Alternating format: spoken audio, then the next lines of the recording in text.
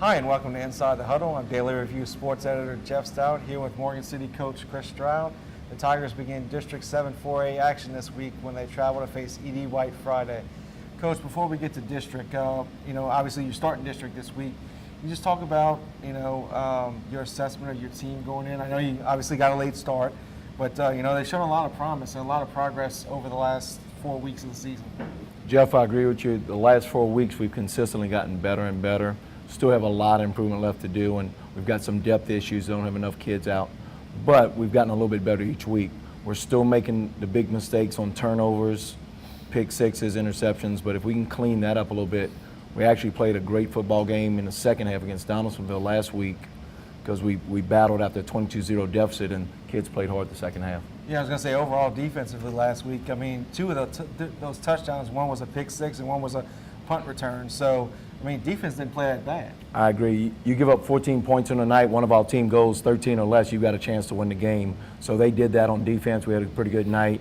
We still made a lot of mistakes, so we can still improve on that area. But that was a very talented Donaldsonville team. This week we've got going into district, as you already said, and we've got a very good E.D. White team playing in Thibodaux. Can you talk a little bit about them? I know obviously last year, I remember the main guy, Brandon Lejean, just run all over the place, and he's not too bad throwing it either. Yeah. Number 3 is a hand. He's probably one of the best quarterbacks we can see all year. Reminds me a little bit of the kid from Berwick, maybe a little bit better runner, but they're very similar in style. Tough to tackle in the open field. But he's got a couple good hands around him, a couple good wing backs that'll run the ball at you. They get in different formations that make sure you're ready to play. They're not just a wing T team. They're getting a lot of formations. Their O-line's young, couple seniors. They lost some seniors last year, but they're very sound in what they do on offense and defense. They're always going to be in the right spot. We've got a little more team speed than them, but it's going to be another tough assignment. How is it playing on that turf going to be for y'all, you think? I'm not sure. I'm used to it the last few years. I'm not sure how these kids are going to adjust to it.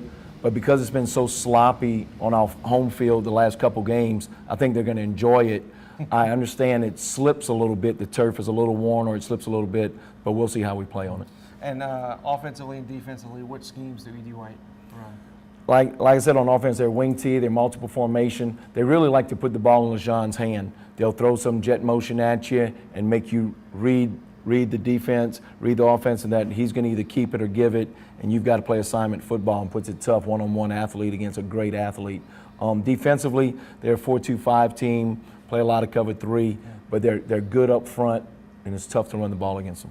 And one thing before I let you go, I wanted to ask you about and kind of highlight, I thought was really cool. I saw on social media the recognition of the teachers before the game last week. You just talk a little bit about that, and it's just kind of special for the faculty to get them involved in the football program too. It really is. We have a great faculty here at Morgan City High School, a great school, and so I wanted to recognize the entire faculty and teachers. So I let the seniors pick out a teacher that, as we said, made them mad, M-A-D, made a difference in their life, and so it's a mad teacher for the senior that they picked, and they each picked a teacher, and it was a pretty good honor for them. So, E.D. White, Morgan City at 7 p.m. Friday in Thibodaux. Coach, best of luck to you this week. Thank you, Geoff. Go Tigers! A little bit more about E.D. White and Morgan City. Morgan City comes into the game with a 2-2 record, and they'll obviously face the Cardinals on Friday night. Morgan City's main offensive weapons this year, they've been led by Devontae Grogan, who leads the team in rushing and passing, while Kerwin Francois is another rusher for the Tigers, and the receiving core is led by Kerwin Francois. As in other action this week, Patterson will be at home. They're actually the lone local team. They will host Westgate High School. Patterson comes into the game with a 1-3 record, while Westgate a week ago lost to Captain Shreve. Patterson's led this year by Dejon Richard, who leads the team with rushing and receiving. James Butler also has over 100 yards rushing for Patterson, while Randy Paul has passed for nearly 300 yards to lead the Lumberjacks offense. A week ago, Patterson fell to Terrebonne 55-21. Meanwhile, in Lafayette, towards the Lafayette area, Berwick will face Ascension Episcopal Friday at 7 p.m. in Youngsville. Ascension Episcopal is 4-0 this season and ranked number 10 in the latest Class 2A Louisiana Sports Writers Association poll. Berwick is trying to snap now a 3-game losing streak after falling to Newman a week ago. Newman was ranked number 6 in Class 2A a week ago, and now they're up to number 5. It was just too much offense by Newman and not enough by Berwick as the Panthers fell in New Orleans.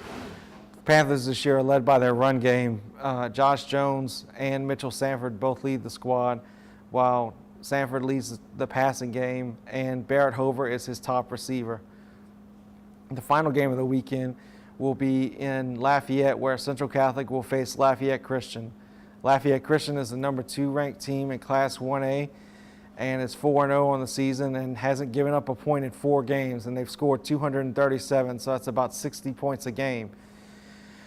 They're also the defending state champions in Division 4. Central Catholic a week ago defeated Gaydon 43-13. The Eagles are led this year by running back Davion Bias and quarterback D.D. Gant. Bias leads the team in rushing while Gant is second. And Gant is also thrown for about 200 yards, I believe, passing, while his leading receiver is Brooks Thomas. That's another edition of Inside the Huddle. Thanks for watching.